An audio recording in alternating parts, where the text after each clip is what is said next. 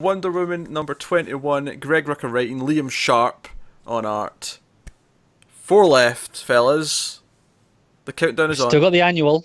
Oh, so yeah, good point. Yeah, 5 technically. We got an annual by And Rucka. the annual is longer as well. I'm counting it as like at least 1.5. Yeah. Sure. You pointed this out earlier in the week. I said, "Oh well, that omnibus is looking a little bit thicker. That's nice." Yes. So yeah, so this was basically so she got shot at the end of the last issue or the last part of this timeline, and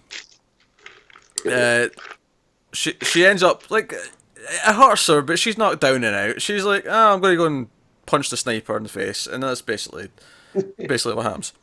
I did love that she drew herself out so she could find out where the sniper was firing from Yeah. to jump up onto the building and deal with it herself. Also, great. Steve opens the van door and he's like, "Right, you want to get out of the way. I've got a minigun." Yeah. She's like, "Can you return fire, please?" And he's like, "You may want to move." So this is 21, right? Yes. Yes. 20 Rucka's taken Steve Trevor in 21 issues as a character that I really care about more than 5 years of the New 52 did with him showing up in Justice League. They tried to make Trevor like this central character. Like let's just call it what it was. They were trying to make him Nick Fury of the DCU. Mm-hmm. And we don't need that because the DCU is so interconnected as it is, that we don't need that central figure that brought everybody together. And if it's going to be someone, it's going to be Dick Grayson. Right, exactly. Well, no, if I'm going to compare someone to Nick Fury, I'd maybe go with The Wall. Yeah. Yeah. But she pushes people more up against each other than Fury unites. Oh, right? sure. Oh, Waller obviously. divides, Fury, unites. But I like Steve here in his relationship with Diana, and it's just he's a great character. Like here, he gets these supporting parts, but they're great moments, just like this one, and him tracking down Ferdinand with Etta was another good one. Yeah. So the main plot of this is basically Veronica Cale and Cheetah think they went to the place that Barbara already went to. Yep. An issue. Barbara. Go on, say it, Matt. An issue. Issue 8. An issue 8. Yeah, an issue 8. So they go they go to this place and Cheetah's all, "I've been here before," and Wonder Woman and Steve are in pursuit. Steve's been carried like a champion. He's like, "Yes, lower me down. I'm an angel to be lowered." And they fight a little bit. And here's the interesting: Wonder Woman's bite, the snake bite from year 1, starts to bleed, and the blood hits the tree. This tree that's there, and it's this big mammoth tree. But I love that big page of the tree. This just daunting tree in front of them. It's not actually there until the bite. And then it becomes this big model. Yeah, it appears. Yeah, but once the blood hits the tree, once Wonder Woman's blood hits the tree, it goes all glowy and a portal opens and it's like, oh, it's the passageway to Themyscira. And they all get separated. There's a bit of a jumble. Some people try and jump in there. Faceless girl jumps in there. Kale's daughter. Kale's daughter. But she's faceless. I'm pointing out she's faceless at this point in the comic because it's relevant later. Wonder Woman and Veronica Cale go in. They go into this portal. Meanwhile, we see in Themyscira stuff's going down when this is all happening. They're all ready to fight. Like, oh, if we're going to go down, if Themyscira is going to be taken, we will be in the honor of the gods. So on. As someone that loves the Viking culture, I get down with the Amazons fighting for the glory of the gods. That's all I'm saying. But so they're in there. Steve and Cheetah are outside. They're still outside the tree. They didn't get in. And I can almost see some buddy cop humor. Some buddy cop humor coming from this because they only have one panel together, but Cheetah tells Steve to shut up, and it made me crack up. I'm like, I want them to be investigating this together. Steve and Cheetah as a little team. But yeah, so they're in, for lack of a better term, they're in the tree, and they and a nice little moment actually. Wonder Woman agrees to try and help find her daughter. It's like, and we have that panel of them like her helping her up and like connect hands, and it's like there's like it's like Wonder Woman, passionate. She'll help, like she's not evil, and so and they go looking, and we find her daughter with her face, with her captive, with a with a very different looking Ares He's He's John Hamm. That's who I read him as. Yeah, I Like- can see it. I guess, yeah. But he's very scantily, clad, very little clothes on. He's very fit looking. He's what you think of as the epitome of a Greek god. Yeah. Yeah. My question is this what he looked like under all the armor and stuff? Like, his big I helmet think thing. so. Yeah. But Yeah. it's much more intimidating to wear all that stuff to battle. Unless you're a Spartan and you just show up naked. I think that's way more intimidating. Less is more there. We don't need armor. Yeah, there's truth to this, yes. Yeah. But personally, I'm always more terrified with a big muscly naked man just saying- charging at me than I'm a just guy in saying, that armor. naked guy shows up with a knife trying to stab me. I'm way more terrified than a guy in a full suit of armor trying to stab me. That's just me, though. Oh, dear. I mean, that depends on if this is on a battlefield or in your bedroom. frankly. So either way, it's a battlefield. You come down with the knife, it's become the battlefield. But this is what I kind of don't get was we found out in the last issue that that Izzy, that faceless body really wasn't her, and that she was transported elsewhere. Yeah, and obviously because it's been a number of years, because since this all happened in like sort of 6 months after Wonder Woman appeared. Yeah. She does look older in the art, so the art's really on point there, because she looks like she's like late teens now. Yeah, it's about 16, Yeah.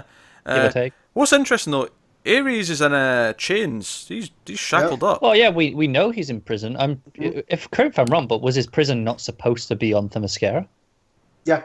Yeah, so they're presumably in the tree on Themyscira. That is what I'm assuming, yeah. Yeah. I just think it's interesting though that she's not, though. She's not technically trapped. She's just sort of sitting there casually, and he's like sitting there all chained up. That was the whole point, remember, of the Phobos and Deimos. I gotta make sure I wasn't using the Roman ones. Those are the Roman, yeah, right? Crap. That's a Yeah, Greek sounds one. right. Okay, just making sure. Was that Kale was supposed to help them find their dad. She would get the daughter back. Yeah. And so I think that was the line's been connected that they sent her to the dad, but they couldn't get there.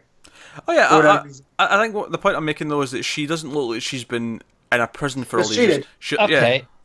I would just say it's that she's a human. She doesn't have the strength to break out, whereas Ares could break out of this prison from the inside, whereas she can't. Right. So there's no need to shackle her.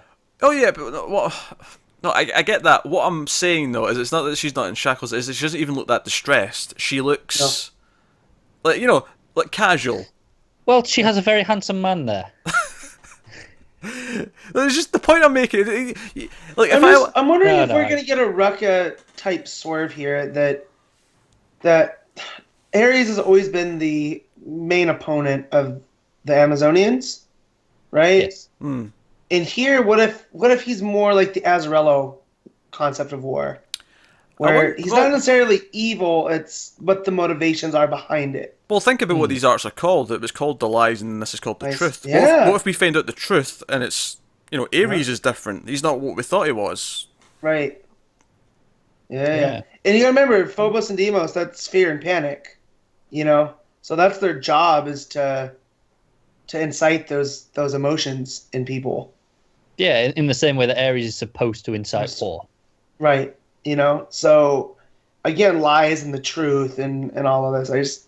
God damn, this is gonna be one of those outstanding arcs of all time. Yeah. Only one more issue left of the truth. Shut up! Yeah, it sounds like now this, I'm gonna be a wreck. it sounds like both arcs wrap up. 23 and 24 are the last of the two arcs, and then 25 will be like an epilogue or Yes. standalone conclusion kind of thing. I just want to put, obviously Sharp's art's been great through it. I really love when Cheetah and Wonder Woman are fighting after the first land. I like how as like Cheetah's grabbing her and she's like cutting into her arm, her teeth are just like her like the lips are probably like gnarled back and the teeth are like sort of like full on like full like. Let's call him feral. Yeah. She's feral. Like, I'm struggling to find the word for it, but it just looks really good. It looks really authentic, and the way the mouths all sort of move back is very, very well detailed. Yeah, I think obviously we always say how Sharp's eye is just fantastic, but this for me might be his best. It's early on after after she tells Steve to return the fire, and then there's just that panel of her jumping up. It just looks phenomenal. Like, it's, right, really early on, and it's before we get into all the extra crazy stuff that pushed it over. But that panel there, like early on, just stood out to me. Like that, I don't know what it is about it. It's the motion of it. How about when she flies in with Steve, and it's just a choice they've made to have them backlit by the sun, like, and you see the sunbeam light coming through like from behind her. Yeah. Well, it's kind of a callback to their kiss on the beach all those issues ago. Yeah. It's very angelic looking almost. Yeah. Steve's just hanging down like a commando, just like, drop me, let me loose. He's ready to go. He almost looks like he's cracking his knuckles. Like, all right, let's do this. Yeah. I don't know what I'm gonna punch, but when I land, I'm gonna start swinging. You know. Yeah. Oh man, I'm so happy that we know Sharp's got something else lined up, because I would not want him to be going away anytime soon. Oh, of course. So, that should be exciting when we see that. So obviously that's the big ending is that they find. So if the next issue is the last issue of this arc, then presumably we're going to get some interesting revelations from finally talking to Ares and possibly Izzy, Kale's daughter. So you'd have to assume so. So no, it's exciting. Looking forward to it. Yep. So 4 issues. Oh, sorry, 5 including the annual left. I never thought I'd love Wonder Woman this much, and I really like the Azzarello run, but this is a whole new level. It's crazy when you put it in that perspective that the Azzarello Wonder Woman is unanimously considered one of the best things out of the New 52, right? And this is arguably, at least by all of us, we consider this better. I never even finished the Azzarello run. It's good, but it has those weird, abstract concepts of the gods, like Poseidon as a sea creature, and which I kind of love. Yeah, which is cool. But here, I like that this is a Greek drama playing out. Yeah. There's with the tragedy and all of that other stuff.